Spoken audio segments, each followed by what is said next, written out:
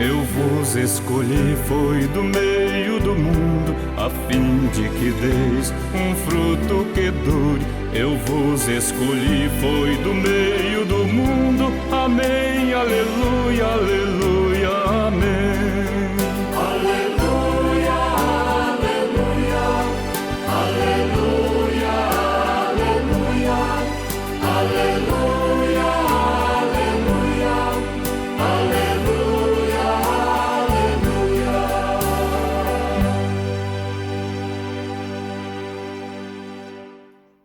O Senhor esteja convosco, Ele está no meio de nós.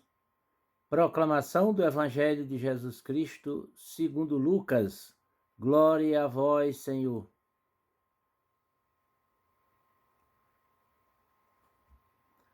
Naqueles dias, Jesus foi à montanha para rezar e passou a noite toda em oração a Deus. Ao amanhecer, chamou seus discípulos e escolheu 12 dentre eles, aos quais deu o nome de apóstolos.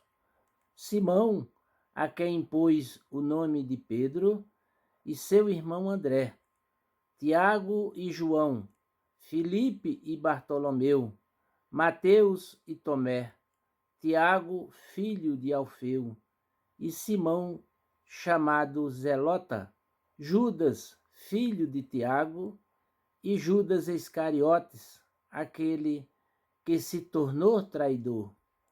Jesus desceu da montanha com eles e parou no lugar plano. Ali estavam muitos dos seus discípulos e grande multidão de gente de toda a Judéia e de Jerusalém, do litoral de Tiro e Sidônia. Vieram para ouvir Jesus e ser curados de suas doenças. E aqueles que estavam atormentados por espíritos maus também foram curados. A multidão toda procurava tocar em Jesus, porque uma força saía dele e curava a todos.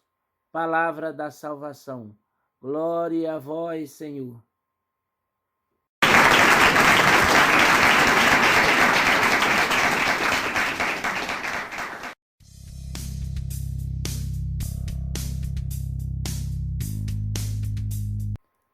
Queridos irmãos e irmãs, paz e bem, o evangelista Lucas nos mostra hoje que Jesus nunca subestimou a sua missão. Portanto, ele sabia da grande responsabilidade que era escolher, dentre muitos, os 12 apóstolos, que seriam os seus continuadores da sua obra aqui na terra. Portanto, ele subiu a montanha para, em oração ao Pai, fazer o discernimento. Quando desceu, ele estava seguro de que os seus escolhidos eram aqueles a quem o Pai havia destinado para pôr em prática o seu projeto salvífico. Até Judas teve o seu papel específico no plano de salvação de Deus, Pai.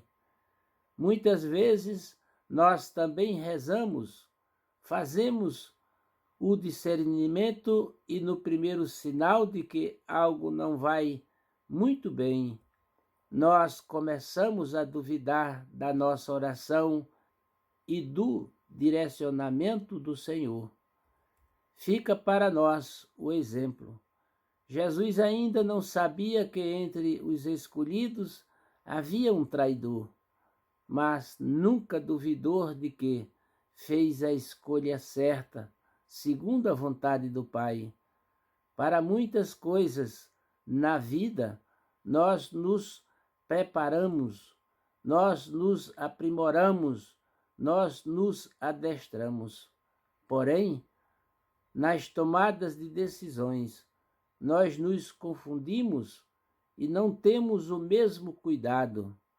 Agimos por impulso, por sentimento, por preferências pessoais.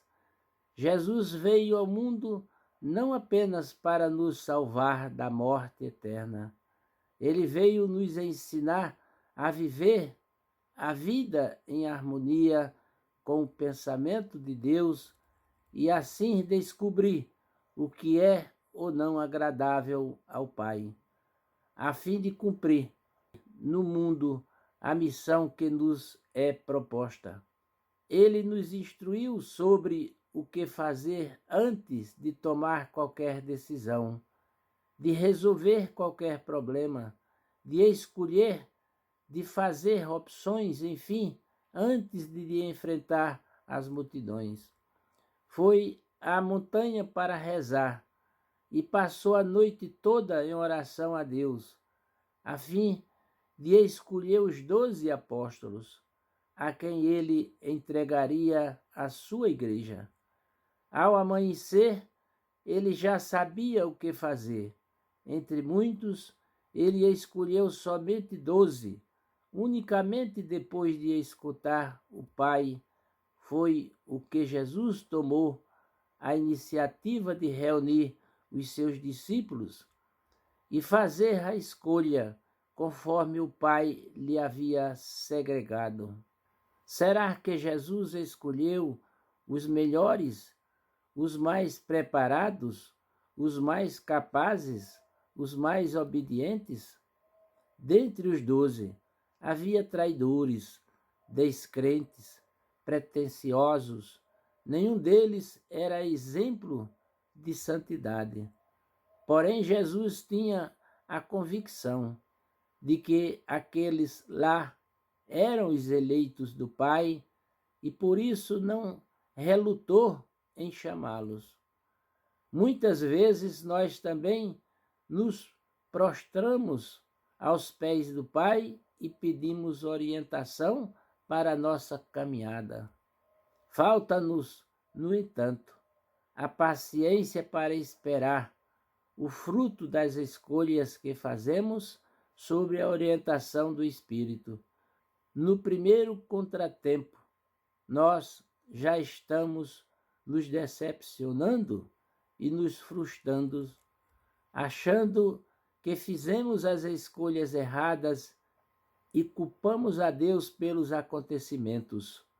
Jesus sabia que na sua missão ele teria que enfrentar dificuldades, também com os seus escolhidos. Sabia que estaria lidando com homens cheios de defeitos, mas, mesmo assim, não desistiu e foi com eles até o fim. Precisamos também nós estarmos firmes e convictos em tudo quanto nos for revelado pelo Pai.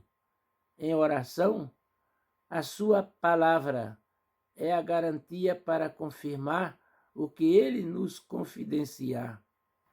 Precisamos também nós estarmos firmes e convictos em tudo quanto nos for revelado pelo Pai, em oração.